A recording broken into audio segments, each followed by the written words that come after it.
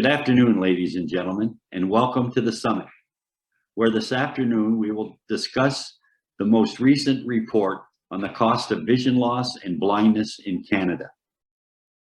Special thanks to the summit's presenting sponsor, Bell Canada, and to Katrina Patzik and her team for their ongoing commitment to those living with vision loss. Thanks again, Bell Canada. Today's summit will also be available in French. To access the French translation, you can click the link we have put in the chat. Click Attend in the browser. That opens it up and you will have the live French stream available. You can click the audio icon at the top of the page to have it read aloud. We will also be posting English and French transcripts after the event. Canadian Council of the Blind would like to thank our partner at Fighting Blindness Canada, their leadership, Tara James, and President Doug Earle and his outstanding team members. We would also like to express our gratitude to our key partners at the Canadian Association of Optometrists and the Canadian Ophthalmological Society, to Francois Couillard and Elizabeth Fowler respectfully. The cost of vision loss and blindness report is consequential and will play a significant role in the future of vision loss.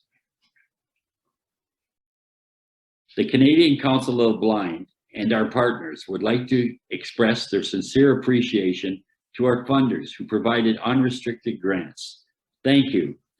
Thank you, Allergan and AbbVie Company, Alcon, AGTC, Bausch & Lomb, Bayer, Bell, the Canadian Association of Optometrists, the Canadian Council of the Blind, the Canadian Ophthalmological Society, Fighting Blindness Canada, Glaukos, Janssen, Johnson & Johnson, Mira, GTX, Novartis, and Roche. Without your assistance, this report would not have been possible. Thank you. Before I move on with the cost of vision loss and blindness report, I would like to take a moment to discuss the scope of this study. The report was spearheaded by our principal investigator, Dr. Gordon, who worked closely with Deloitte Access Economics to collect and analyze data for the report. DAE is Australia and world preeminent health economics advisory practice, and a history of rigorous and outstanding work in areas spanning disease prevalence, well-being analysis, and the economics of disability. The summary report was written by Principal Investigator Dr. Keith Gordon, assisted by investigators Dr. Larissa Moniz and Dr. Chad Andrews, and was based on key findings of the Deloitte report. The Canadian Council of the Blind, Fighting Blindness Canada, the Canadian Association of Optometrists, and the Canadian Ophthalmological Society actively collaborated in the direction of the project and the assessment of all information utilized in this study. Their generous input has shown that it can be achieved through collaboration and knowledge sharing among key stakeholders in vision health. Over 45 key informants, including but not limited to the field of ophthalmology, optometry, epidemiology, health economics, statistics, assistive technology, and vision rehabilitation, provided input into this report. I would like to specifically recognize Dr. Yaping Jin from the University of Toronto, Dr. Ellen Freeman from the University of Ottawa, and Dr. Walter Wittich from the University of Montreal. Their expertise has been an enormous benefit to this report. The information gathered for the report is referenced in 134 endnotes, citing leading research and findings from North America, the United Kingdom, Australia, South Africa, and other regions. This report not only represents a new research effort at home here in Canada, but work that was performed on the shoulders of innovative and outstanding research from across the globe. The report spans 6 comprehensive sections. These include an overview of epidemiology of vision loss, a breakdown of costs associated with different aspects of vision loss, and an analysis of how individual well-being is impacted by vision loss. Taken together, each component of the study paints a detailed picture of how widespread vision loss is in Canada, as well as just how personally and economically devastating it can be. The report includes a sensitive analysis which was used to validate the numbers presented in the report. Finally, the report speaks to the national costs associated with vision loss, but perhaps more importantly, it emphasizes the individual personal costs that are disproportionately carried by those with lived experience and visual impairment. While this is an economic study, we never fail to lose sight of the vision loss people behind numbers. Moving forward, as we discuss the cost of vision loss and blindness in Canada report, I would like to take this opportunity to introduce today's esteemed panel. Dr. Michael Nelson, President of the Canadian Association of Optometrists. Dr. Colin Mann, President of the Canadian Ophthalmological Society. Louise Gilles, National President of the Canadian Council of the Blind, and Doug Earle, President and Chief Executive Officer of Fighting Blindness Canada. I would like to take this opportunity to introduce today's moderator, Dr. Keith Gordon. Dr. Keith Gordon is a Senior Research Officer of the Canadian Council of the Blind and is the Principal Investigator of the Cost of Vision Loss and Blindness in Canada 2019 study. He was a co-principal investigator in the 2009 study on the cost of vision loss in Canada conducted by the CNIB and the Canadian Ophthalmological Society. Dr. Gordon is past president, research of CNIB and past research director of Blind and Low Vision New Zealand. He is also a board member of Prevalence for blind adults and chair of the board of the international organization Retina Action. He is an adjunct professor in the Department of Ophthalmology and Vision Science at the University of Toronto and an honorary teaching fellow in the School of Optometry and Vision Science at the University of Auckland in Auckland, New Zealand. Ladies and gentlemen, I'd like to introduce Dr. Keith Gordon. Well, thank you very much, Michael. As Michael has already mentioned, the CCB engaged Deloitte Access Economics in December of 2020 to provide us with a contemporary estimate of the annual social and economic cost of vision loss and blindness in Canada. Our partners in this initiative, as Michael has also mentioned, were Fighting Blindness Canada, the Canadian Association of Optometrists, and the Canadian Ophthalmological Society. You'll be hearing from the presidents of all four organizations as soon as you can shut me up. Moving along, we can have the next slide, please. Morgan. Just one moment, Keith. Sorry, we're having a slight technical problem. Just give me one moment.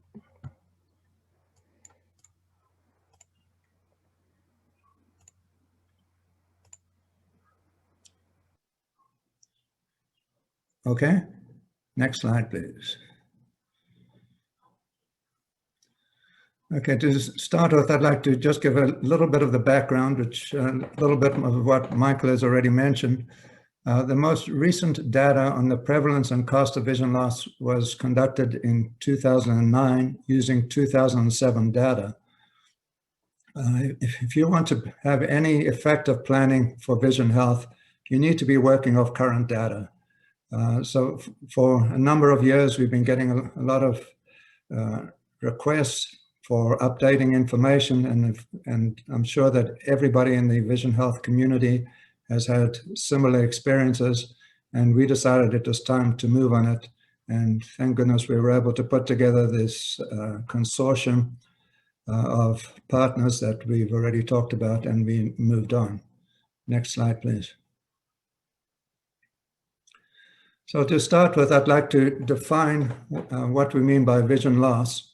This isn't as simple as it seems, but we decided at the beginning that we would focus on best corrected visual acuity. There have been a number of studies done using other definitions, in particular presenting visual acuity, but we felt that best corrected visual acuity gave a much better reflection of what people with vision loss are experiencing. We broke the categories of vision loss down into three. First of all, we had people who had mild vision loss, people who had a best corrected visual acuity worse than 20/40, but better than or equal to 20/60. People with moderate vision loss had a best corrected visual acuity worse than 20/60, up to 2200. And people who were blind or had severe vision loss had a best corrected visual acuity of 2200 or worse. So mild is 20/40 to 20/60, moderate is 20/60 to 2200, and severe vision loss or blindness is worse than 2200. I might mention that's in the better seeing eye in all cases. Next slide, please. When we were confronting evidence to look at the prevalence of vision loss across the complete age spectrum, we found, of course, that there were big gaps in the availability of Canadian data. I might say at the outset that Canada has never conducted a complete population health study in the area of vision. So we didn't really have a tremendous amount of data to pull on, but where available, we were able to use Canadian data, and where not, we accessed really good studies from the United States. So in the under 5-year age group, we found a very good study conducted in the United States on preschool children, on vision loss in preschool children, and we used that. From the age of 5 to 19 years old, we were able to access the Canadian Health Measures Survey from Statistics Canada. So we had Canadian data in that age pocket. From 20 to 44 years of age is another gap. And to fill in that gap, we used the NHANES study, the National Health and Nutrition Examination Survey, which is a massive study conducted in the United States. Then moving on into the older category where most vision loss is, we from the 45 to 84-year age group, we were able to access the Canadian Longitudinal Study on Aging, which had vision data that was useful to us. And when you got over the age of 85 years, we used the International Association for the Prevention of Blindness, IAPB data, and applied that to the Canadian Longitudinal Study on Aging to fill in the gap on the far end of the spectrum. So it's a bit of a patchwork quilt, but it is the best data that one can get for Canada at this stage until such time as somebody funds a major population health study. Next slide, please. So what did we find? Well, we've estimated that there were 1.2 million Canadians living with vision loss. This represents about 3.2% of the total population. Of the 1.2 million, about 50,000 are blind. That's only about 4% of people with vision loss.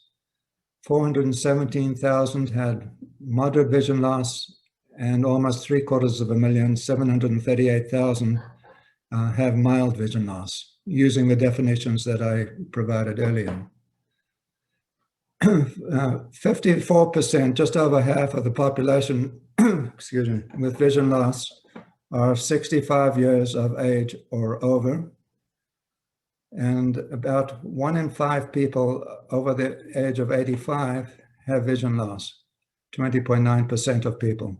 So that means that if you know 5 people over the age of 85, the chances are you know somebody who's experiencing issues associated with vision loss.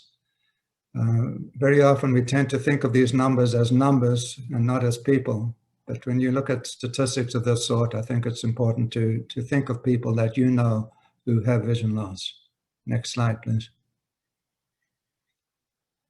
When we look at the 1.2 million people, we broke it down by major cause, the diseases that were the reason for people losing their vision. The largest contributor to vision loss were cataracts, where there were 442,000 people who had vision loss due to cataracts. That's about 37% of all people with vision loss. There were 179,000 people with macular degeneration, where macular degeneration was the cause of their vision loss. That's 15% of the total. Glaucoma is 129,000 people, 11% of the total. And diabetic retinopathy, 116,000 or 9% of the total.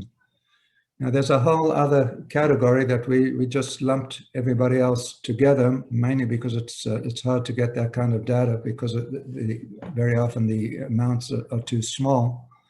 But the other category consisted of all other diseases that cause vision loss.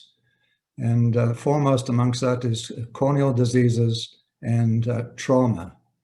But there are a number of smaller conditions such as inherited retinal diseases and dry eye leading to vision loss. Next slide, please. This slide consists of it's a bar chart that has the projections of the number of people with vision loss by province. To get this, we took the prevalence percentage on the national basis and applied it against the demographics of each province and came up with a projection for that province. Why is this important? Because in Canada, healthcare is provided by the provinces or territories, and every time you go and talk to a government in the province, they want to know how many people with vision loss there are in the province. This slide is available in the summary document that Michael mentioned and in the full study, and both are available on the website at stopvisionloss.ca. And I might mention that this and all the charts and the whole document, in fact, is accessible. Next slide, please. So we have 1.2 million people with vision loss today. What is the future going to look like if we just continue doing what we're currently doing? It doesn't mean that we're not doing anything, but if we keep doing what we're doing, there's going to be a continual increase. So the numbers we projected is that by the year 2050, 30 years from now, there will be 2 million people with vision loss in Canada. Next slide, please. We've talked about the breakdown of the people with vision loss by the disease that cause it, but sitting in the wings are a large number of people with major eye diseases that could cause them to lose vision. Currently, they're doing okay. They don't have vision, but they have been diagnosed with the condition. And if they are left untreated, they're likely to continue to lose vision with time. So this is the target group that one has to get to try and control further vision loss.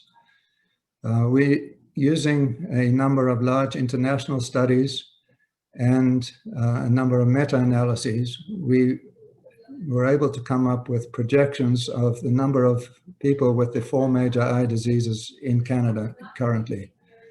And we estimate that there are 2.5 million people living with macular degeneration, 3.7 million living with cataracts, 1 million living with diabetic retinopathy, and about 728,000 living with glaucoma.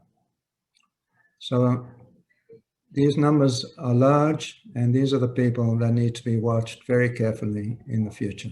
Next slide, please. So moving on from prevalence to cost, the total cost of vision loss in Canada was estimated in 2019 as being almost 33 billion, 32.9 billion. And it consists of a total financial cost of 15.6 billion and a lost well-being cost of 17.4 billion. Lost well-being is not a financial cost. You can't spend it in a sense, but it is a metric that is used by health economists to assess the impact of a disease or condition. And it's really important when we look at the overall cost of vision loss to incorporate the cost of lost well-being into the total package. The total financial cost of $15.6 billion was estimated to be about $10,700 per person with vision loss and about $415 per Canadian. Now, for the first time, I believe ever, we looked at the direct health system costs of falls associated with vision loss. We know that a lot of people fall just due to the fact that they can't see very well, and the costs associated with that are generally incorporated elsewhere in any analysis. They may be in the hospital costs or in the cost of emergency departments or in an assessment of the overall cost of falls, but it's never been broken out in terms of the cost of vision loss. We were able to do that, and we estimated the cost of falls due to vision loss was about $105 million in 2019. Next slide, please.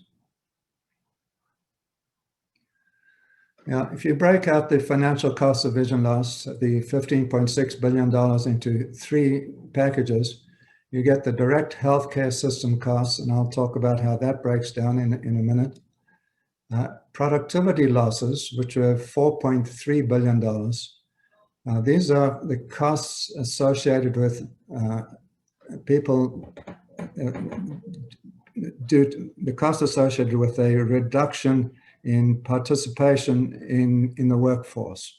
We know that people with vision loss are not employed to the same extent as people with other disabilities, and in turn they're employed to a much lower extent than people who are fully sighted. So there is a cost associated with that. People don't earn, they don't pay taxes, and all of that assessment we put into these productivity loss column. Then there's a third bucket. The third bucket is called other financial costs, and in that bucket we have the cost of low vision rehabilitation, the cost of adaptive technology. People with vision loss need special technology to enable them to access their computers and a lot of other things that they use on a day-to-day basis. And there's also the cost of adaptation of housing. And the largest chunk of this other financial cost is a cost called efficiency losses. And the efficiency losses are costs associated with the transfer of resources within the economy. Transfer of resources can be, for example, additional government payments to people with vision loss. So if the government makes a payment to somebody, they've got to replace that money by raising taxation. And the efficiency costs, or efficiency losses, are costs associated with raising additional taxation to offset the transfer of resources within the economy. It's a complicated economic factor, but it amounts to over $1 billion, and it's important to take that into account. Next slide, please. So if we look at the direct healthcare system costs on their own, they amount to about $9.5 billion. Vision care accounts for the largest chunk of this. It's $5.5 billion, or 57% of the total direct health costs.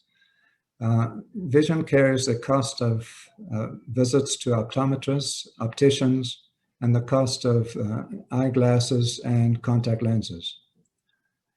Outpatient care amounts to $1.9 billion, or 20% of the total direct health costs. Outpatient care is the cost of visits to ophthalmologists and the cost of ophthalmic surgery. Pharmaceuticals accounted for $1.4 billion, or 14% of the direct healthcare system costs. This number is up substantially over the last 10 years due to the advent of new medications called anti-VEGF drugs, which are used in the treatment of macular degeneration and diabetic retinopathy. That is, on the one hand, you have an increased cost, but on the other hand, we also have fewer people with severe vision loss as a result of the use of this, and that it more than offsets the increase in costs, and that is accounted for elsewhere. There is a category called other costs, which is largely the cost of capital and administration in the hospitals and clinics, and that's about $500 million. Hospital care is about $152 million. The largest piece of that is, I've already mentioned, is the cost of falls, which is about $105 million.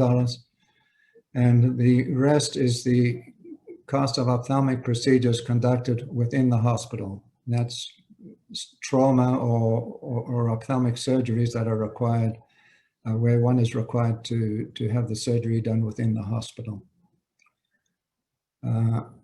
And at the bottom of this list, I've pulled out the smallest amount, and that is the cost of vision research. And I'm sure Doug is going to be talking about this a little bit later. Doug Earl, president of Fighting Blindness Canada. Unfortunately, we were only able to come up with a measly $21 million that is being spent on vision research in Canada. And this was looking at vision research in all areas from psychology through to genetics, stem cell research, anything you can think of. We're only spending $21 million in Canada in 2019. Next slide, please. So what can we look for in the future? First of all, based on the trends in population growth and aging, continuing doing what we're doing, the cost of vision loss in Canada will grow from about $33 billion in 2019 to $56 billion in 2019 dollars in 2050. So almost double, but we have to do something to stem this growth. To decrease the prevalence and cost, we need new treatments, which means we need new research. We need more access to existing treatments. And there's a long list that could support this. Prevention is essential. We need prevention programs. We need everybody to have regular comprehensive eye examinations funded by governments. And again, there's a long list that is essential to make these things happen. Secondly, assuming that we will never not have people with vision loss, it's essential that we create a society whereby we will improve the quality of life for those people living with vision loss. We need to create an accessible society and one that has an overarching environment of inclusion. People with vision loss have the ability to fully participate in society if the society is adapted to the needs of us all. And I'm not saying just to the needs of people with vision loss, but to the needs of all of us. And finally, this all needs to be packaged in a far-reaching, coordinated plan for vision health in Canada. The federal government has promised on at least 3 occasions that they would develop and implement a national plan for vision health in Canada. To date, we don't have such a plan. It's essential that all of this be done in a rational manner. It's not only desirable we have such a plan, it's rational, it's ethical, but it's also long overdue. Next slide, please.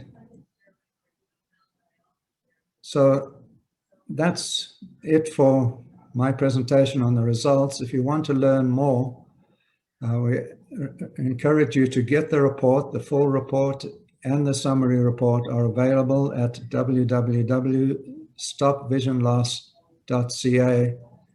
And at that website, you can also sign a letter of encouragement, shall we say, to politicians across the country to encourage the creation of a national vision health plan for Canada. So thank you very much. And with that, I would like to introduce you to the President of the Canadian Association of Optometrists, Dr. Michael Nelson. Michael, take it away. All right. Well, good afternoon, everyone. And thank you so much, Keith, for that introduction. And before I share my observations about the cost of vision loss report and specifically what that means for optometry, I wanted to extend the thanks from the Canadian Association of Optometrists to the Canadian Council of the Blind for commissioning this report by Deloitte Access Economics and for inviting CAO to contribute to it and to as well to be part of today's proceedings. So this provides all of us working to reduce the burden of vision costs for Canadians with really, really valuable information that can help us develop a population-based policy. And so of optometry in Canada, the Canadian Association of Optometrists, or otherwise known as the CAO, we provide leadership and support to approximately about 5,400 optometrist members who serve as the primary eye care providers for Canadians coast to coast all across of Canada. And so our interest in the types of facts and figures that are included in the cost of the vision loss report isn't new. And so we've been involved in increasing awareness about eye health and vision care for many, many years. And the fact that we're speaking about this crisis now reflects our concern that not enough is being done to support the delivery of eye care in Canada. And what this is doing, this is translating into needless spending of billions of dollars. So as the report indicates, there's about 1.2 million Canadians that live with some type of vision loss. And there's another further 5.6 million Canadians who are living with some type of eye disease that puts them at risk for some type of vision loss. So these are big numbers. 1.2 million Canadians have some vision loss, 5.6 million are at risk for vision loss. And so all of this is even despite the fact that 75% of this vision loss is either reversible or preventable, or it's treatable if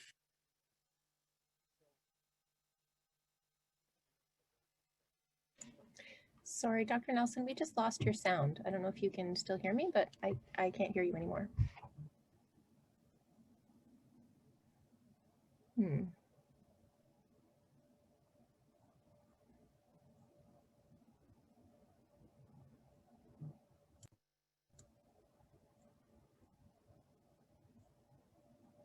No, you're on mute. So maybe if we try. What now? Oh, how's that?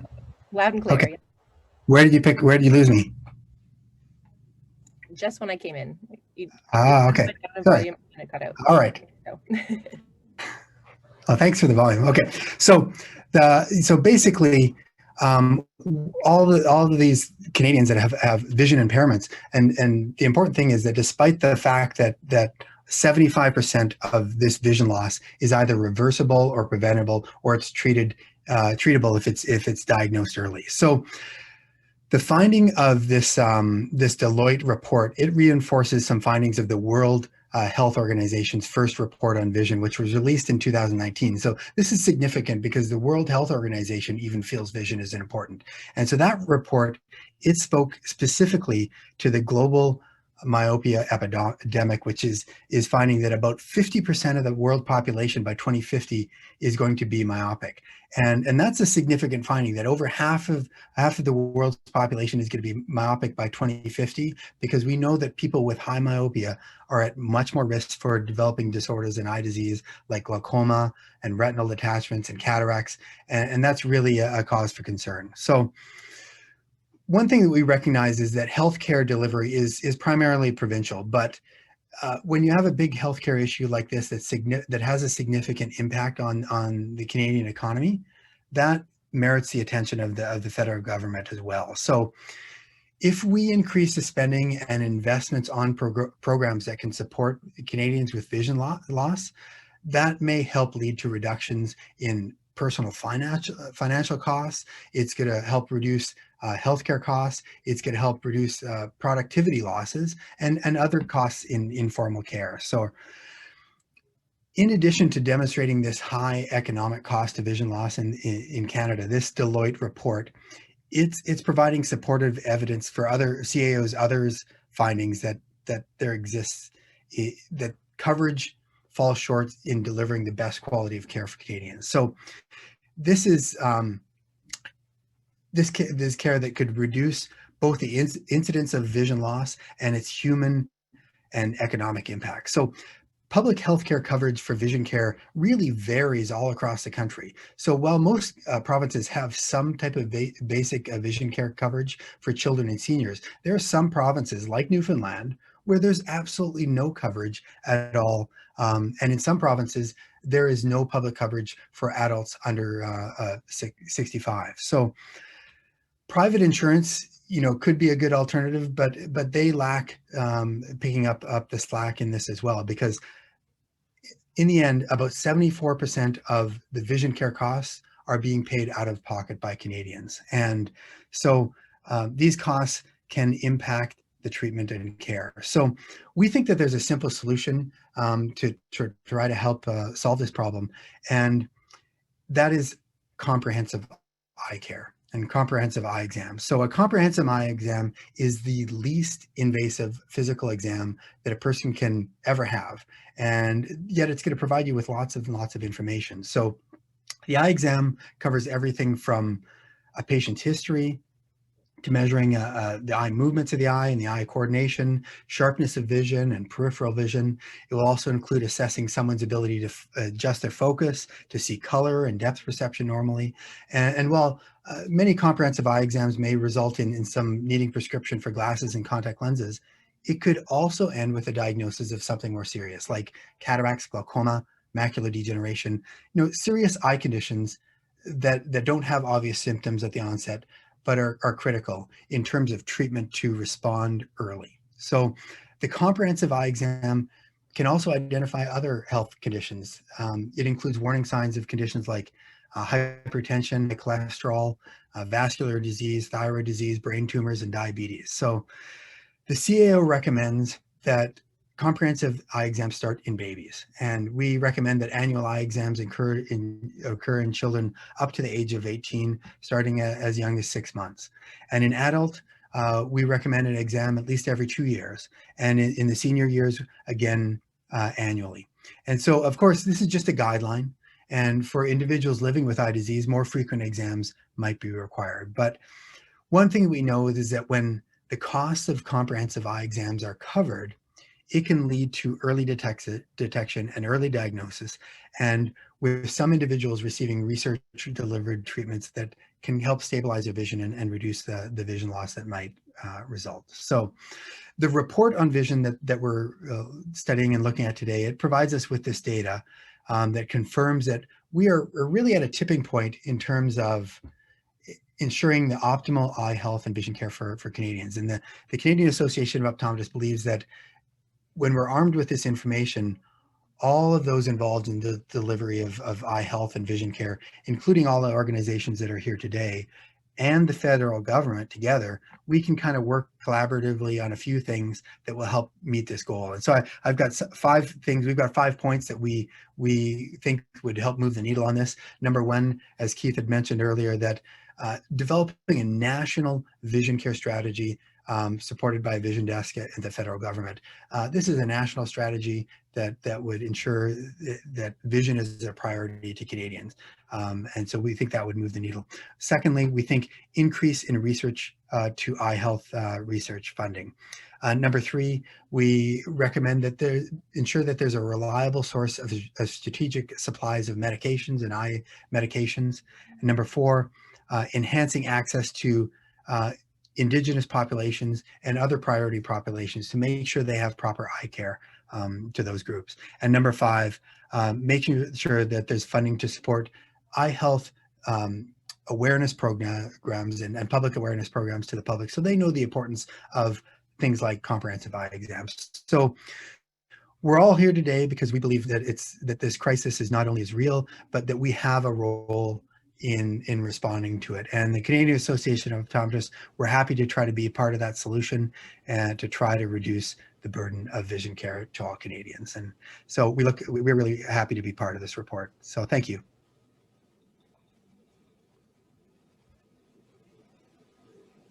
Thank you very much, Dr. Nelson. For the ophthalmologist perspective, I'll pass you over to Dr. Colin Mann, who's president of the Canadian Ophthalmological Society. Thank you, Colin. Thank you, Keith, and thank you very much for inviting me. And I would also extend my thanks and congratulations to CCB for commissioning the report and for involving us, so thank you. My name is Dr. Colin Mann. I'm a comprehensive ophthalmologist practicing in Bridgewater, Nova Scotia. I'm currently the president of the Canadian Ophthalmological Society, or the COS. As you may know, the COS represents Canada's medical eye doctors and surgeons and is the national authority on eye and vision care in Canada. We're committed to assuring the provision of optimal medical and surgical eye care for all Canadians by promoting excellence in ophthalmology and by providing services to support our members in practice. Our membership includes over 900 ophthalmologists and 200 ophthalmology residents or trainees. We work collaboratively with government, other national and international specialty societies, our academic community as represented by ACUPO, our provincial partners and affiliates, and other eye care professionals and patient groups to advocate for health policy in Canada in the area of eye and vision health. COS is an accredited award-winning provider of continuing professional development through the Royal College of Physicians and Surgeons of Canada and is an affiliate of the Canadian Medical Association. When I was thinking about what I wanted to say here today to you, I happened to receive a call from a reporter for the National Post. The reporter was looking for information about surgical backlogs, and it struck me just how many people are suffering from vision health issues have been disproportionately negatively impacted during the pandemic, and how much longer it'll take for them to realize normalcy again. As we've heard, nearly 1 in 6 Canadians are living with one of the 4 major eye diseases and are at serious risk of losing their vision. In the last decade or so, the proportion of people over 60 has increased from about 1 in 5 to 1 in 4 in our population. This is the population that is disproportionately represented at risk for vision loss as well, as we've heard, but also those who feel most vulnerable during the pandemic. We know that vision loss can be treated or even prevented in 75% of cases, but when we can't see or treat our patients, either due to lockdown, surgical postponements, or their own fear of leaving the safe confines of their own home, we lose those chances to maintain the gift of sight for those Canadians. Prior to COVID, a recent Conference Board of Canada report on the value of ophthalmology estimated that treating and preventing vision loss was projected to save $1.6 billion in direct healthcare costs in 2020, a number that's expected to reach at least $4 billion by 2040. The same report indicates that a return on investment of ophthalmic interventions and surgeries is approximately 300%. That is, for every dollar spent on ophthalmic interventions, $3 in direct and indirect savings to society and the economy is realized. This, of course, is crucial information, especially for our government partners. And that, of course, pales in comparison to the most important factor, the benefits for patients of being able to see their family on Zoom calls, to be able to take a walk in the park and enjoy the sights, or being able to determine simply whether people around you are wearing masks and distancing appropriately. This independence is priceless. One of the things most concerning at the moment for Canadian ophthalmologists is, of course, surgical backlog. In most jurisdictions in Canada, ophthalmic interventions and surgery are restricted, or were restricted, or in fact limited only to emergent ones during several months of the first wave of the pandemic. In response, the COS produced a novel surgical prioritization tool to assist Canadian ophthalmologists in advocating for access to the operating room for their patients who needed it. This tool allowed an objective scoring system to be applied on equal footing with other surgical services looking for the limited operating room access for their patients. The cohort of patients who had surgery postponed during the first wave was the obvious part of the backlog, but of course there's other cohorts of patients who also met reduced access to eye care pathways because of the challenges produced by the pandemic. Beyond that are also the group of patients who live with chronic eye diseases, such as glaucoma and macular degeneration, and whose appointments for their regular monitoring of those diseases have been delayed. These groups have contributed to surgical backlog that is quite severe in some parts of the country. I would like to congratulate and thank all the members of the eye care team who persevered through the restrictions and are doing so still, and worked in innovative ways so they could provide care to their patients during the challenging time. The ultimate resolution of the backlog will require a number of components, and the key is that this is also the key to future eye care and in addressing the vision loss and cost of vision loss identified in this document. There will have to be a cooperative approach between ophthalmology, other members of the eye care team, other physicians, and other healthcare workers. It'll require identification and prioritization of access to surgical resources. It'll require financial resources, both financially, temporarily, and in the long term, or temporarily and in the long term. It'll require a commitment to the human resources required, not just ophthalmologists, but other eye care professionals, OR nurses, clinic personnel, and so on. It'll require attention be paid to the challenges presented for trainees in ophthalmology and optometry by the pandemic. They are our future practitioners. And it will require innovation. Really, innovation and access are the ultimate long-term solutions, both to this backlog and indeed the long-term vision health of Canadians. Over the last half century, we've seen amazing leaps in eye care innovation, from the first glaucoma implant developed in 1960 to the recent protein gene therapy discoveries and patient trials. It's becoming easier not only to restore sight, but to prevent the loss of sight in the first place. To deal with increasing demand for ophthalmic procedures, approval of new techniques and technologies must keep up. Simply put, access to the best technology and the most advanced techniques is what Canadian eye care patients deserve. Ophthalmology is constantly evolving. Each year, new and more effective medications and surgical technologies are being developed and brought to market. These innovations bring with them an ever-increasing potential to improve vision and can enhance services to patients over time. However, having many provincial jurisdictions leads to a complicated pathway for technology adoption and diffusion. Across the country, the full potential of innovation may not be realized due to challenges in integrating new technologies into clinical practice. Integrating new technologies that can improve patient care is both a regulatory and a resource allocation issue.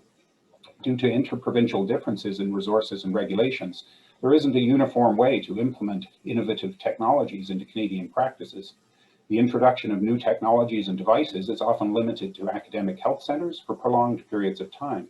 In addition, the burden of cost at times is transferred to the patient. This can lead to inequities, for example, geographically and financially, in access to clinical innovations and emerging treatment options. By holding back innovation and its integration in clinical practice, Canada risks falling behind and missing out on improved patient outcomes and healthcare efficiencies. We're calling on Health Canada to improve collaboration with ophthalmology, to implement innovations to benefit the delivery of eye care in Canada. The development of a national vision strategy and the establishment of a federal vision health desk would facilitate these efficiencies. But just as important as innovations are, access to care is critical.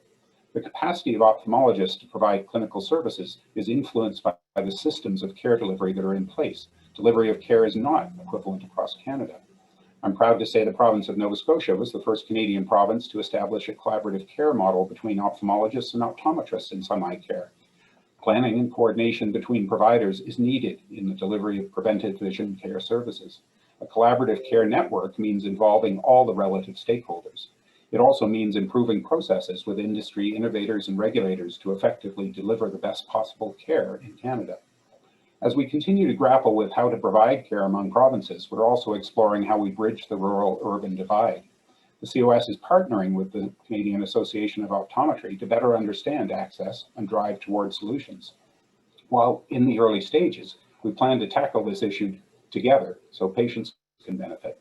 As a part of this partnership, we'll develop a common definition of access and its component parts. We'll be able to measure access in different regions of the country and within provinces, and we will develop innovative solutions and policy proposals together to improve access. I'm excited about what we can do together. One of the areas where access and innovation come together is ocular telemedicine. The pandemic has accelerated the pace of development in this area. For example, the Canadian Glaucoma Society, a subspecialty society of the COS, recently published a paper endorsed by the COS and the CUPO, which puts forward an evidence-informed review of teleglaucoma models of care in Canada. Ophthalmologists across Canada are exploring ways to increase access in times of restriction by utilizing innovative tele-ophthalmology options. I have no doubt that some of these innovations will provide to be in the best interest of patients after the pandemic restrictions are lifted, and will be incorporated into post-pandemic practice. In all of this, there is an obvious role for government. They need to get in the game and they need to keep their eye on the ball. We have for years been calling on the government to fund the National Vision Desk at Health Canada and develop a national vision strategy as a touchstone for future policy and regulatory decision-making. We'll continue to do so. It's in the best interest of patients. This study of the cost of vision loss and blindness in Canada effectively highlights the need for this. We must all work together to provide the best possible health solutions for Canadians. I'm very proud of the work we are all doing to provide vision health and eye care, and I look forward to continuing to work with all of you. Thank you.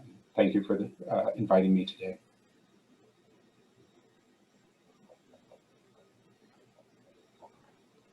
Thank you very much, Dr. Mann. Moving from the medical side to the blindness side, I might say this study would not have happened without Louise Gilles sitting in the background, egging us all on. Louise is very quiet. You never hear from her, but she's always there and she's always supportive. And it's been wonderful working on this project, knowing that you're always there to catch our back, or whatever the expression is, something. So I'd like to introduce Louise Gilles, President of the Canadian Council of the Blind. Thank you, Dr. Gordon. It's a great pleasure to be here today to work with you folks, and everybody, having listened to what all the folks before me have said, understand why it's important that the Canadian Council of the Blind wanted to have this study and have commissioned it. So with that, I'll just get into a little bit of my report. People living with vision loss in Canada will experience a wide range of other health-related impacts, which may reduce their overall quality of life. The degree of impact on a person's well-being is tied to the severity of vision loss. While they're experiencing mild vision loss, may have a limited impact upon an individual. Severe vision blindness is likely to impact a person's day-to-day life, causing difficulties with completing daily activities without assistance, and possibly even worry and anxiety. Just take a good look at the report and you'll see all the things that the doctors before me have mentioned. And just to come now to a more personal level, I can briefly explain what my eye condition is. Very suddenly, on September 23rd, 1996, at 9:05 a.m., and yes, I am specific because that's exactly when it happened, I had a retinal vein occlusion in the right eye and followed with hemorrhaging, which resulted in damage to part of the retina and hence loss of some central vision. Shortly thereafter, I had a major increase in the intraocular pressure and damage to the optic nerve. I was already just basically blind in my left eye because I had a similar occurrence 20 years before and did not recover much sight in that eye. So all this resulted in not only a sudden loss of sight, but a sudden loss of independence, my career, my ability to drive, and a need for assistance in many aspects of life. Excuse me. This cost was not only on me, but on my family and friends, and my loss of employment.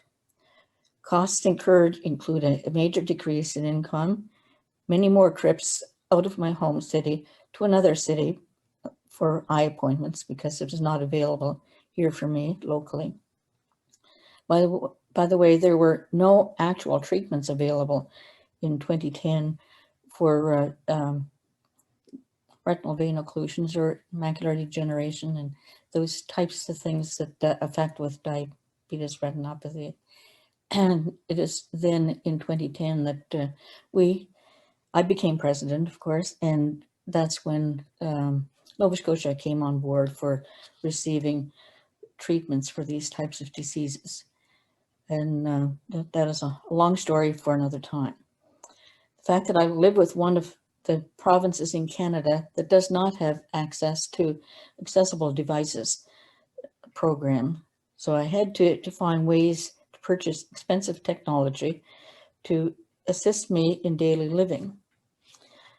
I am not the only one person with this issue. In fact, I feel rather fortunate that I still have usable sight and able to do what I'm currently doing. I can manage many things better than most, and that's why I'm so pleased with that. That's what has led and wanting to ensure that we follow our motto or our mandate from the Canadian Council of the Blind is to improve the quality of life for persons living with sight loss and also to prevent blindness. So that was my strive to get going and including the reason why I approved this study to be activated and to be actually engaged in working to improve eye care solutions for Canadians. The cost of vision loss was estimated, as Dr. Gordon mentioned before, was $32.9 billion. This includes $17.5 billion in reduced well-being, and that's where we are living with vision loss, and that's about 65% of the people. The financial cost of vision loss was estimated to be over $12,000 per Canadian. With better treatment options, reduced travel, improved employment, improved standards of care, we can reduce these numbers. We can ask our governments, as Dr. Nelson mentioned, the 5 different points that he mentioned are very, very important to improve that quality of care.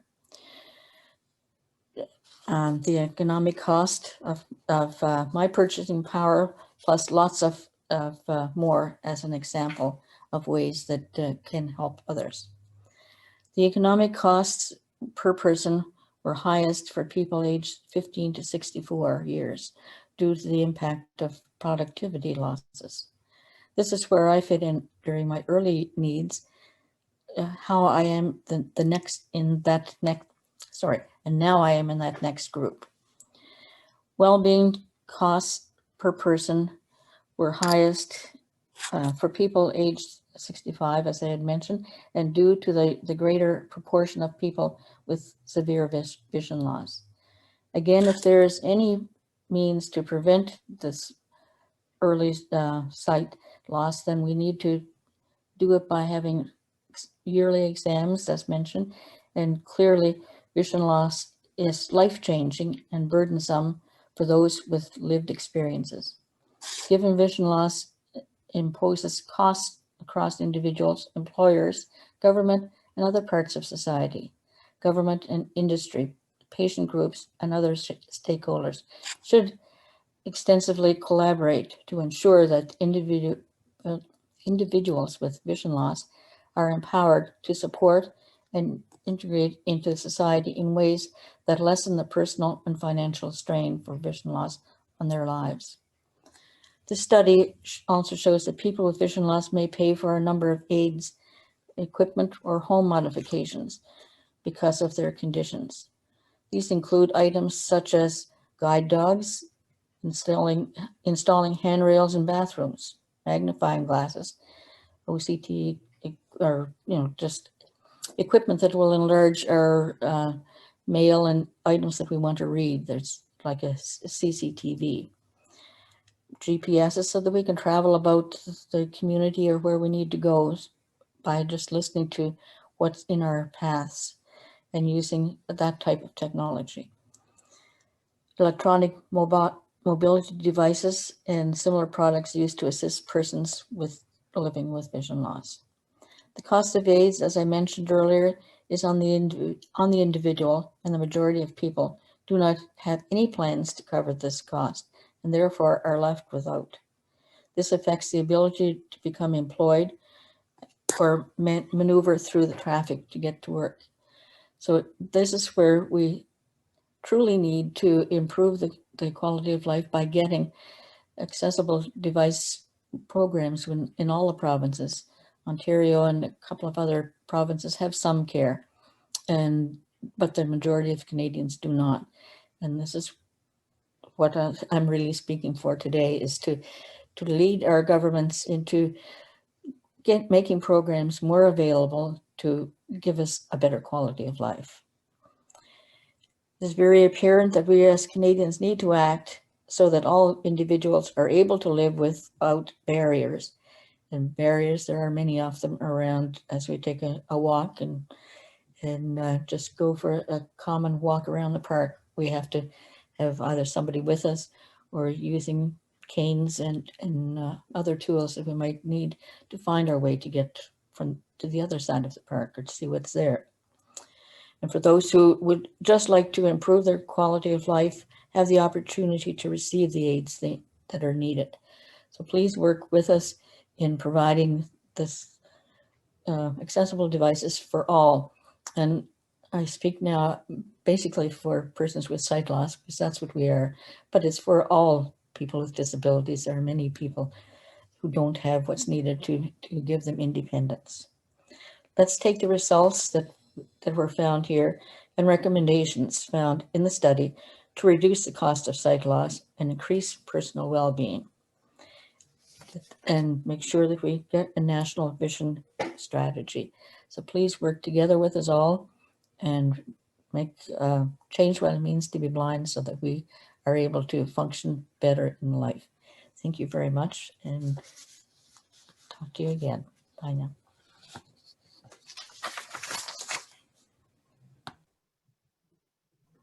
Thank you very much, Louise. I would now like to introduce Doug Earle, who's president of Fighting Blindness Canada. I might say I don't think there's more than half a dozen days in the last 3 months that Doug and I haven't been speaking to each other. Doug has been really, really actively involved in every aspect of the study. And the study is what it is because of Doug and the rest of us, but Doug has been a major contributor. So with that, I'll pass it over to you, Doug.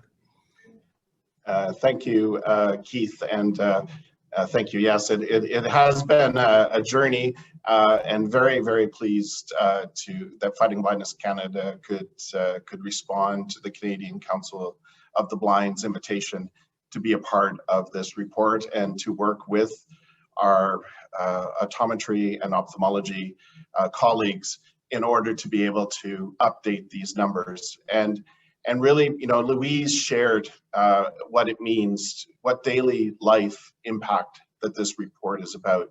And in fact, that number that Dr. Gordon talked about, the $32.9 billion that is growing to $56 billion by 2050, is 65% of that, the report found, is borne by people living with vision loss and their families. And Louise shared a little bit about what it means. And it has an impact, and we need to do something about it. And that really speaks to the 8 million Canadians that in 2019 were living with a blinding eye disease that, if left undiagnosed and untreated, can lead to blindness. And that's already in this report. We found the 1.2 million that have had vision loss already, that is expected to grow to 2 million by 2050.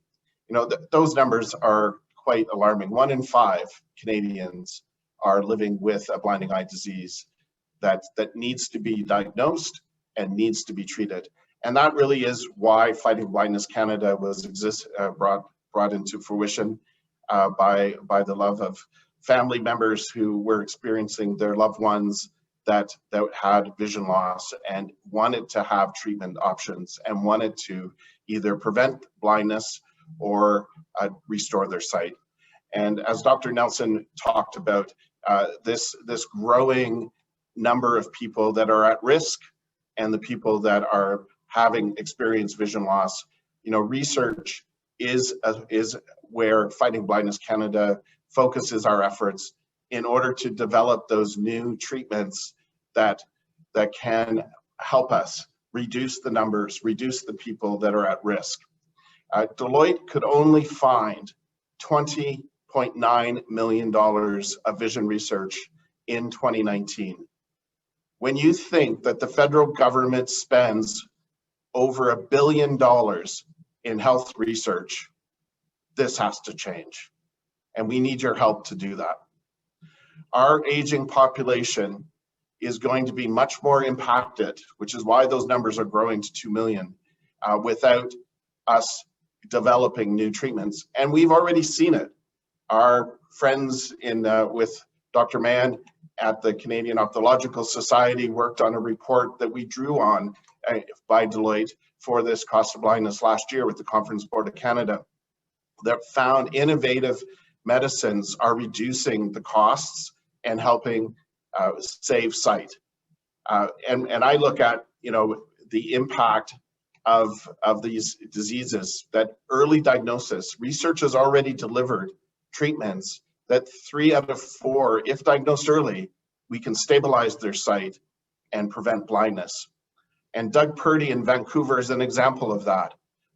He, for 14 years, from his early diagnosis, he has been treated with anti-VEGF treatments.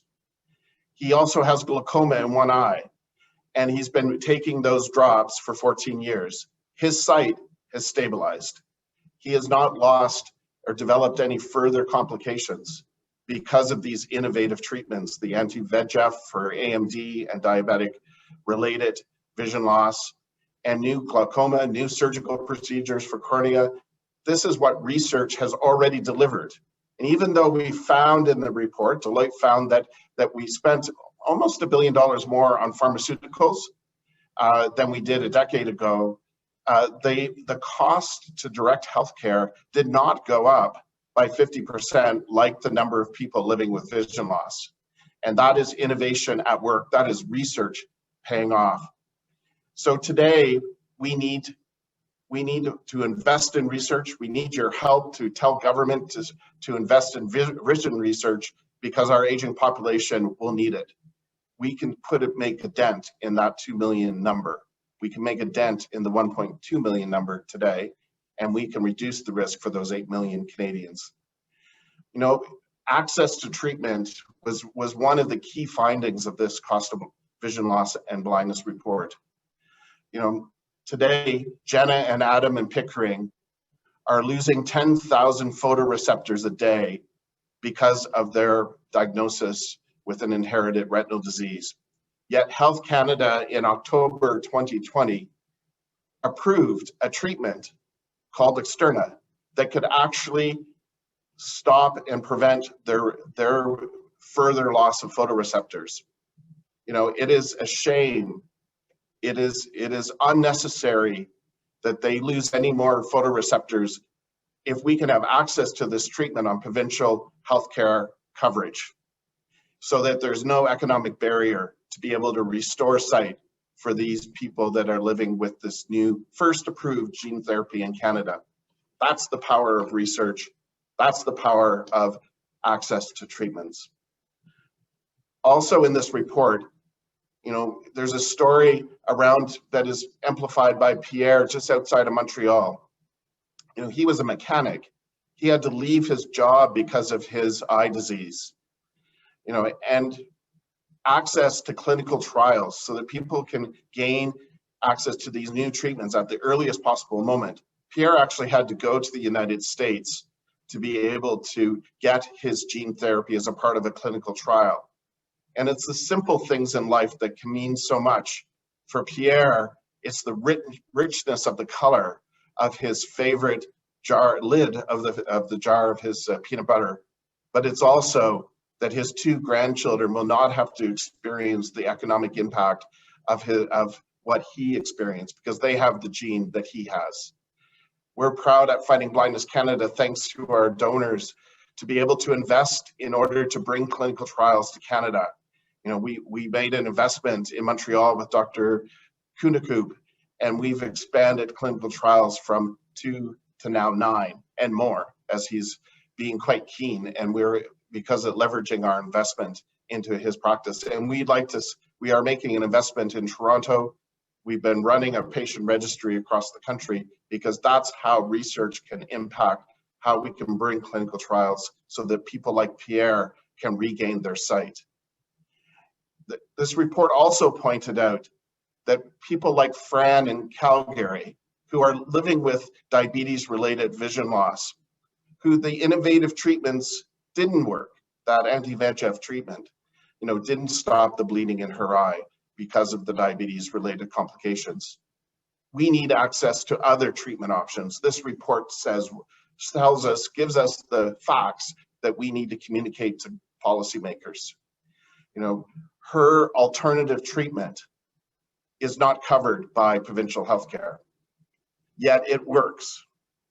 It stops her bleeding and it's actually restoring a degree of sight for her. She's hopeful that she may get her license back as a result of this treatment. Isn't it a shame that we don't have access to innovative medicines in Canada? And Dr. Mann mentioned another factor. This report found that the number of cataract surgeries have been flatlined for over 10 years. Basically, it's the same number of surgeries that are taking place that are being covered by our provincial governments. And this is a crying shame because it's increasing the risk. It's adding to wait times. It's increasing the risk of falls. It's increasing the complex surgeries that are developing because of older eyes, the more damage being done by the cataracts. It's interesting. The Financial Accountability Office in Ontario identified, that there's been that impact that Dr. Mann talked about with COVID. Before, the average goal in Ontario, just as one example, one province, was 182-day wait time. And not everyone was achieving that. In fact, we showed from evidence discovered by Deloitte that the wait times were increasing because there were more people needing the surgery than what was being provided in that flat-lined cataract surgeries. And of course, we know, according to in Ontario, to the Financial Accountability Office identified 114,000 Ontarians had their cataract surgeries canceled because of COVID in the wave 1 and now in wave 3. And that the average day of 182, Deloitte Canada, in a study that they did, found that it added 75 days to the wait time. So that 182 add another 75. And there are parts of this country where the wait times for cataract surgeries are over 335 days, add another 75 because of the impact of COVID. This is why this report was important. This is why, for Fran, for Pierre, for Doug Purdy in Vancouver, for Jenna and Adam in Pickering, we need you to stand up. We need you to go to stopvisionloss.ca, sign our petition for a vision healthcare plan. The federal government, as we discovered when doing this report, has made the commitment to the World Health Organization and Canadians 3 times since 2003. Most recently, as in 2020, for the 3rd time, made the commitment to develop this plan. It's time, and we need your help. Please sign our petition at stopvisionloss.ca so that we can add your voice as we call on government, as we work together as vision partners in order to move forward an agenda that stops this emerging crisis of preventable blindness. Invest in research, access to treatment, and encourage the policymakers to develop a strategy that will prevent blindness. Thank you. Thank you very much, Doug. Much appreciated. I guess I won't see you tomorrow. No, but we have another meeting on Friday, right? We'll take one day off. Moving along, I'd like to introduce Morgan Einstein, who's going to moderate a question and answer session. We're encouraging people to put in their questions on the Q&A at the bottom. Maybe you can talk about it, Morgan.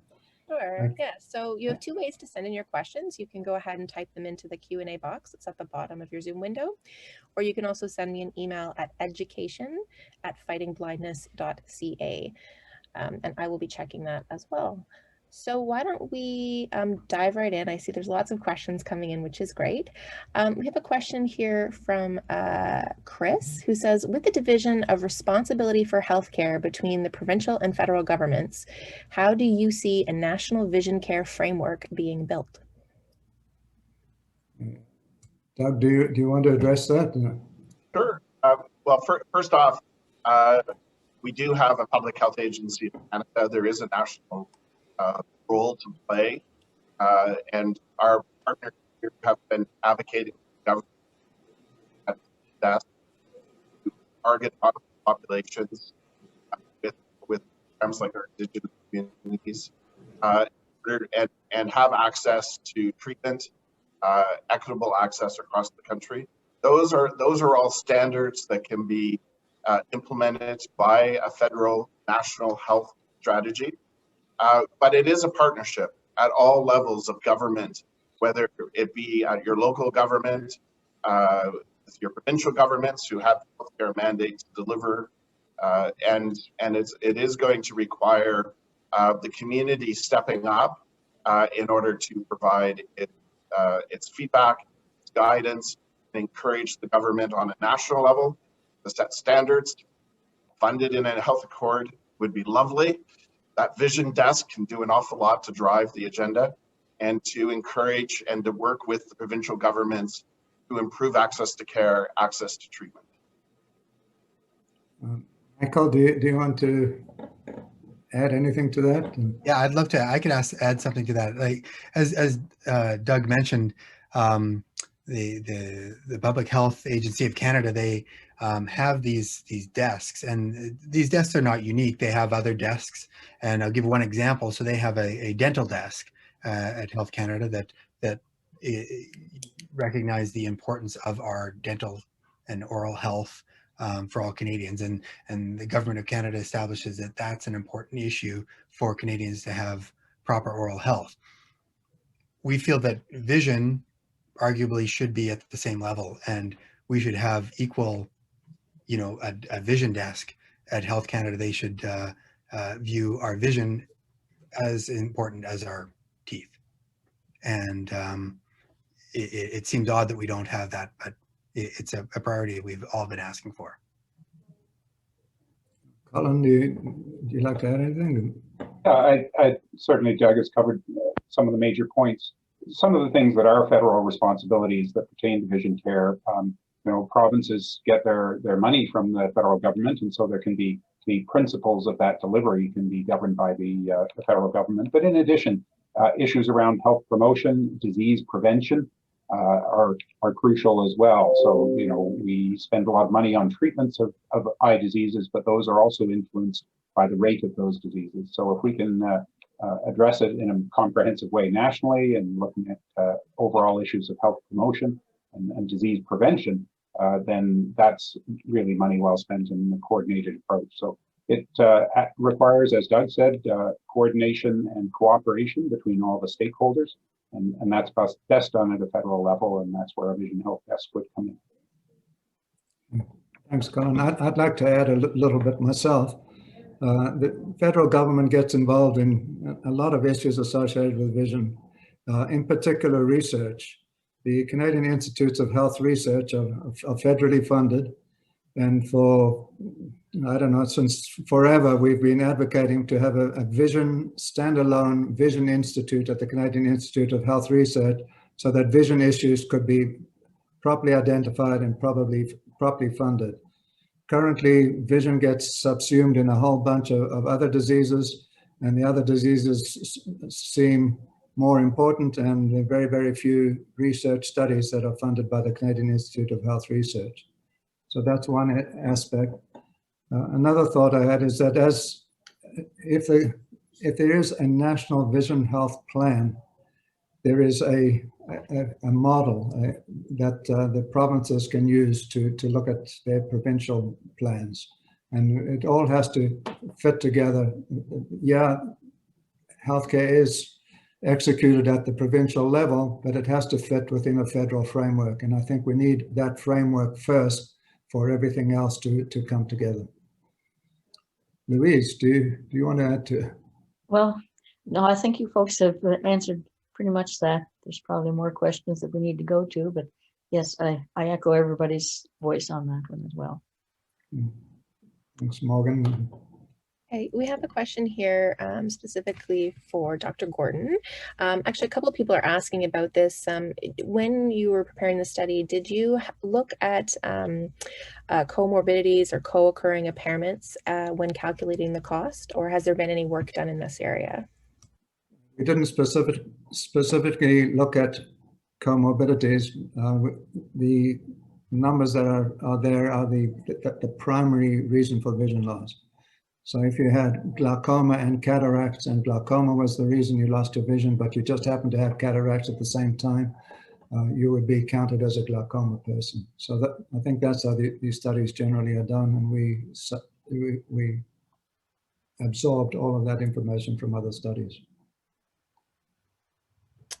Perfect. So Shauna is also asking here, she sent an email, contingent on adequate coverage from the government or insurance companies, what role do you think vision enhancing assistive technology can play to help lower the cost of vision loss and blindness in Canada? Well, since I'm with the CCB, either Louise and I should have probably addressed issues associated with technology. Louise, do you want to say something? Or? Well, I think assistive technology is very important for all of us to be able to reduce the fact of getting, going for a walk and not being able to find where you need to be and what obstacles may be in your way. You can fall over something because you don't see it. But if you have proper equipment to go with you, then those obstacles are there. And that can be as simple as an app on a telephone. Many of us cannot afford to have the smartphone to run this app. Or if we get a smartphone, and then we can't afford to have the app that goes with it, that will help us to have a sighted person on the other end of the phone watching what's in our way and going along. There's several different programs there, but they are costly in the fact that you have to pay so much per month for them. And people on low incomes don't have that. You don't have it and you go for the walk, you run into the placards and things that are on the streets around that maybe your cane doesn't actually pick up, or any other things, or walking in front of a silent car, for instance, an electric car.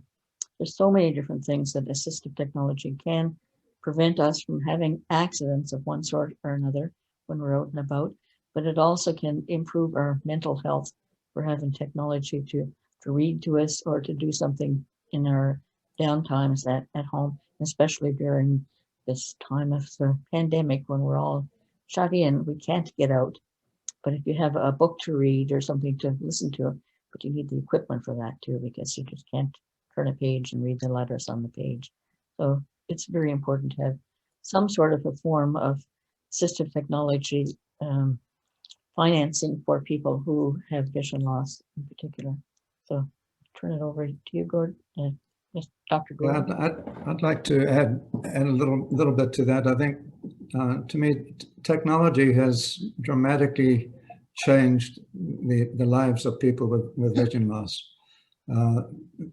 The most important device in the life of anybody with vision loss, I don't know if you can see this, but that's an iPhone.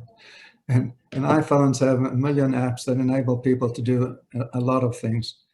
I talked about the high cost of lost productivity that we revealed in our study. There is technology that enables people to fully participate in their work environment through using computer applications that just open up the computer and make everything accessible to them. So I think it's absolutely essential that people have access to these devices, to these applications and to this technology. As Louise said, it's important that it be funded so that people can actually apply for a job knowing that they have the technology that will enable them to do the job. We found that a lot of employers are not, in fact, providing the technology that people need to do that job. So technology is essential. Technology needs, we need to have access to that technology. And ultimately, when governments pay for that technology, they'll bring down the cost to the society and to the governments of vision loss. Anybody else want to chip in? You want to carry on, Morgan? Great. So we have several people who are asking about dissemination. So how is the report going to be shared with the government, health ministers, Health Canada? And is there any way that people out there listening in can get involved and help with that? Okay, I think Doug can answer that better than I can. Well, all of us have been busy reaching out to the federal government, provincial governments to communicate the urgency of improving health policy around vision loss. But directly around this report, we have been in touch with the Prime Minister's office, the Federal Health Minister's office, and of course, Minister Cotreau and her role in disabilities. We've reached out to every MP. We've requested a meeting with every MP in order and provided them the links to the study and to the summary that Dr. Gordon put together. I know each of our organizations have been having meetings with various representatives. We've reached out to the premiers and the health ministers in each of the provinces to deliver this report. But really what we need is for you to step up and visit stopvisionloss.ca. You can join the petition. We have other plans. If we don't get our meetings that we're asking for, we will need your help to correspond, and we'll provide you vehicles to do so, so you can add your voice about the importance of these issues. There is speculation a federal election is coming soon. This is an opportunity.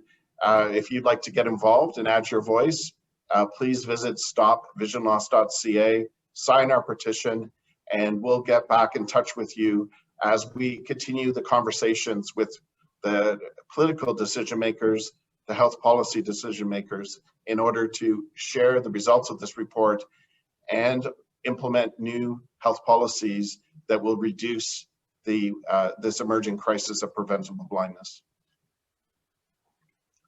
Can I just add that there was an insert in Maclean's magazine last week, and there was one in the Hill Times today. So we're getting the word out in a number of different ways, and Doug's dealt with all the others. Anybody want to add to that? I'll just say anybody that has a copy of it and they want to give it to their family and friends, just share it out. And that's the way word gets around. Encourage everybody to come to that Stop Vision Loss website and sign on. Friends, your neighbors, your relatives. Thank you. Thanks, Morgan.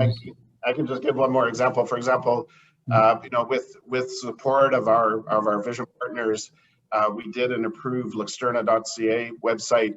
We got within 48 hours well over 3,000 emails to premiers, health ministers, and we got a meeting with the Pan-Canadian Pharmaceutical Alliance where it was stalled to get that conversation going.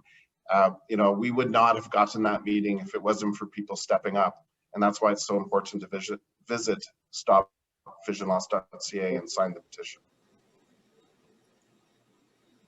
Thanks very much, Doug. Morgan, what's the time look like? I think we have time maybe for just one last question.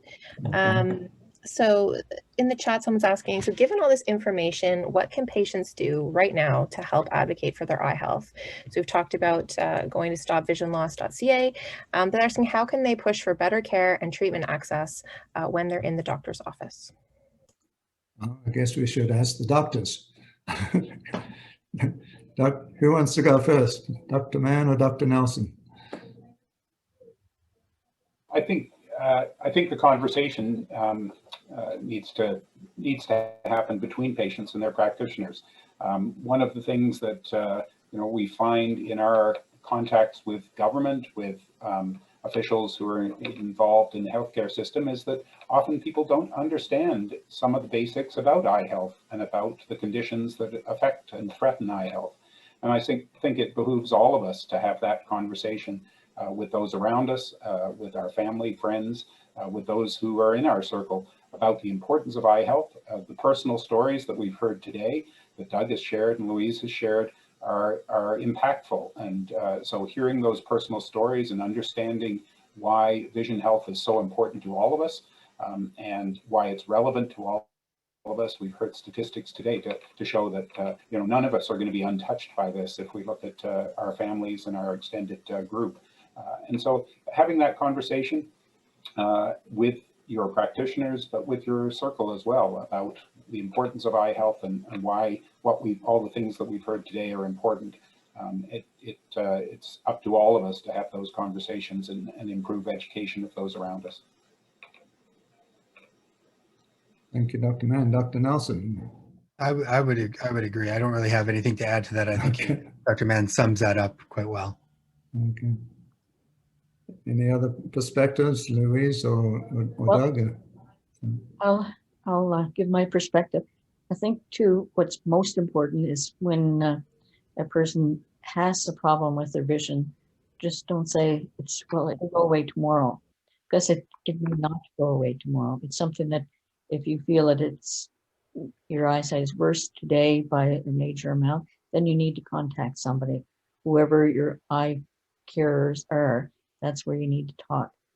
And when an incident that kind of happened with me, my ophthalmologist moved away and COVID happened. And then I was to see somebody else. The other new doctor coming in did not arrive. So I was kind of left in limbo. And it is only through my optometrist that I was able to get more immediate care, because when I went in, there was an issue, and he got me into an ophthalmologist right away. Otherwise, I would not have been able to get there until next month, which would have been several weeks too late, because there was a major increase in my glaucoma pressure. So that is on new medication, and it's better. So you have to really go and dig for yourself sometimes and really promote your own care, that you need to be looked at if you feel that there's really a major change. So you find somebody who is going to help you, and that's most important. If I could just Louise, add, sorry, can I just chip in before you, Doug, because it follows on from what Louise said. As part of the study, we talked to a number of ophthalmologists across the country, and pretty well all of them said that they had patients that came into them after the lockdown that had lost vision as a result of not coming to see them during the pandemic. So it's essential that one gets to see your ophthalmologist, or at the very least have a discussion. Sorry, Doug. actually, Keith, we've been spending too much time together, because that's exactly what I was going to say. And, with COVID, we heard from the community hesitancy to go see their optometrist for their regular eye exam, and to see their ophthalmologist for other treatment opportunities. And I think it's absolutely vital, both on the optometry and the ophthalmology side.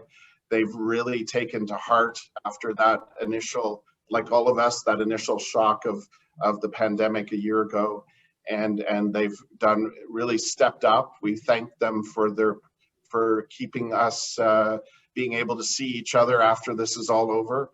And I encourage people to contact their eye doctor for whether it's the regular exam, for their upgrades of their glasses, etc., or to their ophthalmologist for cataract and AMD, diabetic related glaucoma, whatever. That really you and your colleagues have really stepped up You've done everything that you can with the PPE and the keeping us safe. And I must say, I used to work at the Toronto Western Hospital, and I've never seen it sparkle like it does today, thanks to the pandemic and the great ophthalmology program at the Toronto Western Hospital.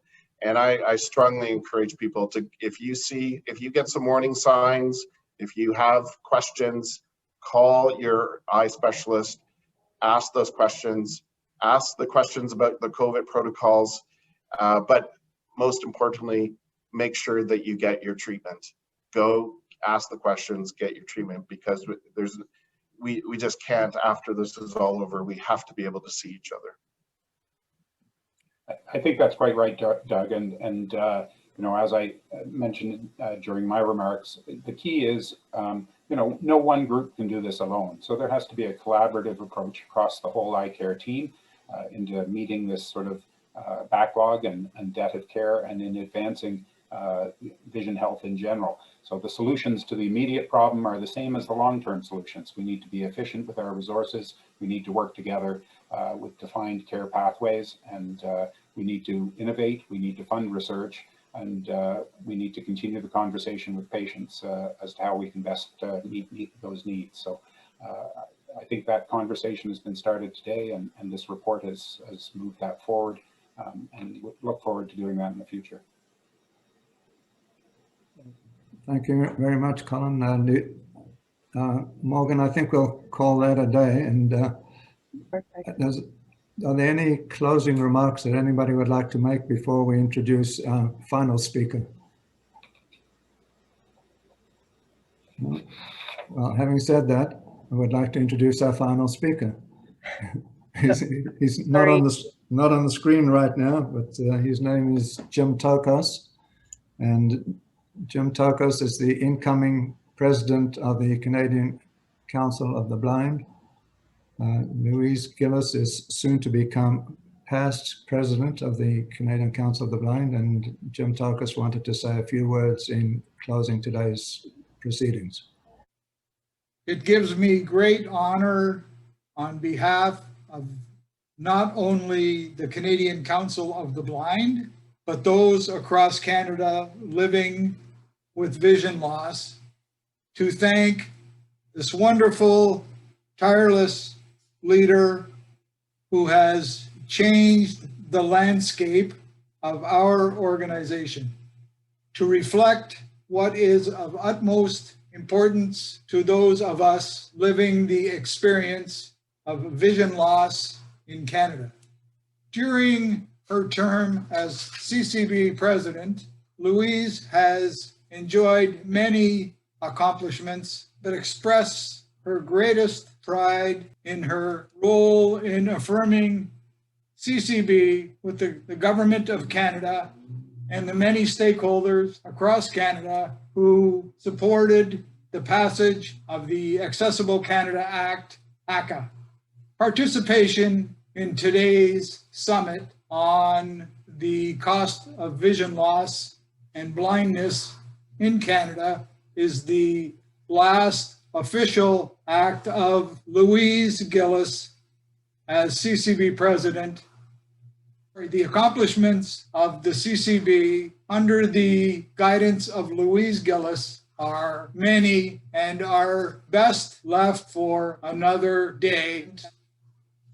As past president, Louise promises to stay close and be available as an advisor, working to achieve a better quality of life for our community, the blind, deafblind, and visually impaired community. Thank you and good luck, Louise.